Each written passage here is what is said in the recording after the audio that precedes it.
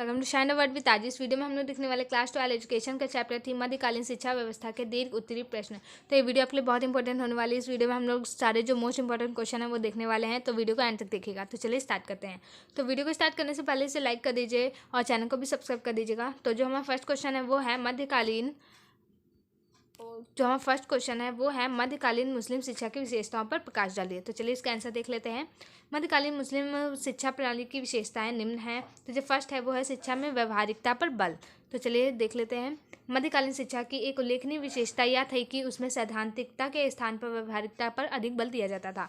बल्कि सैद्धांतिक तो बल्कि जो भी सिद्धांत वगैरह होते थे उनसे अधिक व्यवहारिकता पर बल दिया जाता था, प्रैक्टिकल पर ज़्यादा जोर दिया जाता था। शिक्षा का उद्देश्य व्यवहारिक जीवन में अधिक से अधिक सफलता अर्जित करना था। इस विशेषता के पीछे इस्लाम धर्म की उस मान्यता का विशेष योगदान था जिसके अनुसार मोक्ष एवं पुनर्जन्म को अस्वीकार किया गया था। उसके बाद नेक्स्ट हेडिंग है हमारी मध्यकाल में शिक्षा की निःशुल्क व्यवस्था।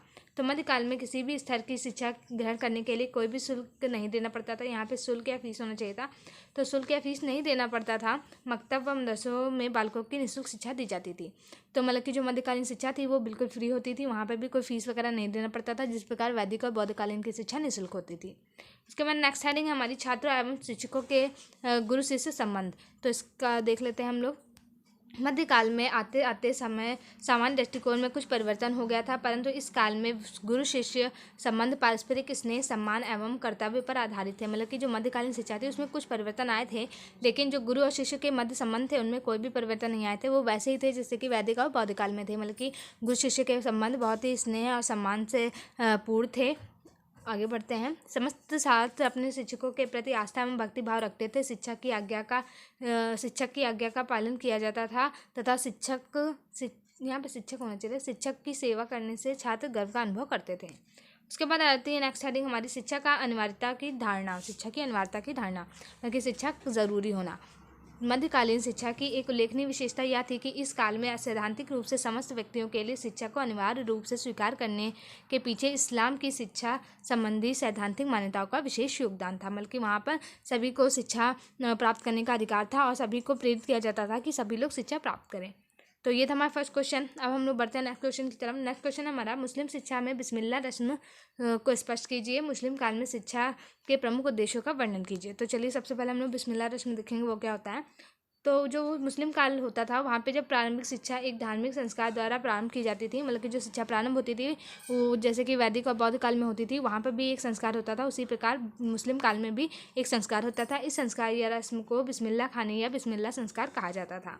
तो इसमें क्या होता था, जब बालक 4 वर्ष 4 माह व 4 दिन का हो जाता था तब उसकी शिक्षा आरंभ होती थी। मतलब कि बिस्मिल्लाह खानी संपन्न होता था और उसे जो है स्कूल में प्रवेश हो जाता था। मतलब कि मकतब वगैरह मदरसे वगैरह में प्रवेश मिलता था।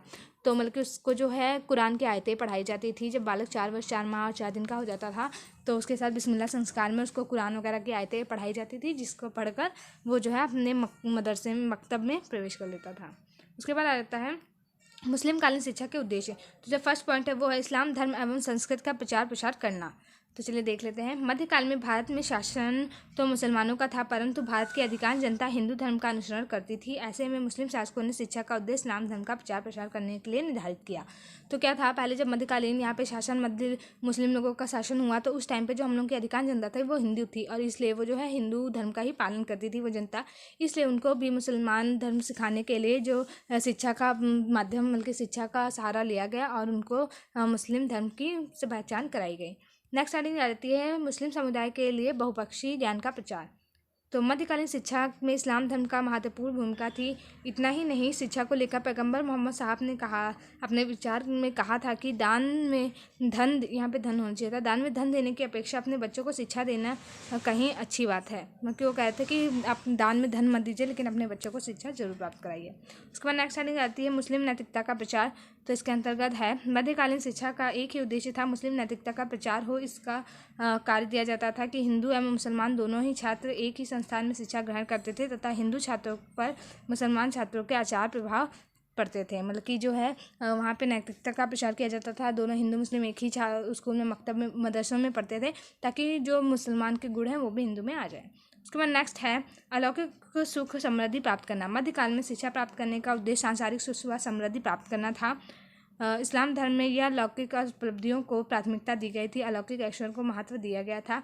इस काल में शिक्षा प्राप्त व्यक्तियों को सरकारी एवं गैर सरकारी क्षेत्रों में नौकरियां व सम्मान के पद दिए जाते थे। तो जो शिक्षा का उद्देश्य था मुस्लिम कालीन, वो पूर्ण रूप से सुख समृद्धि प्राप्त करना ही था, लौकिक सुखों का भोग करना था। जो वैदिक कालीन और मुस्लिम काल वो बौद्ध कालीन शिक्षा थी, वहाँ पे जो शिक्षा का उद्देश्य मोक्ष की प्राप्ति था, लेकिन यहाँ पर सुख समृद्धि की प्राप्त करना था। तो आई होप आपको ये क्वेश्चन समझ में आ गए होंगे। ये दोनों ही क्वेश्चन बहुत इंपॉर्टेंट है। तो अगर आपको वीडियो अच्छी लगी तो प्लीज़ से लाइक कर दीजिए, मेरे चैनल को सब्सक्राइब कर दीजिए, बेल आइकन भी प्रेस कर दीजिए। चलिए मिलते हैं हमारे नेक्स्ट वीडियो में। Thank you.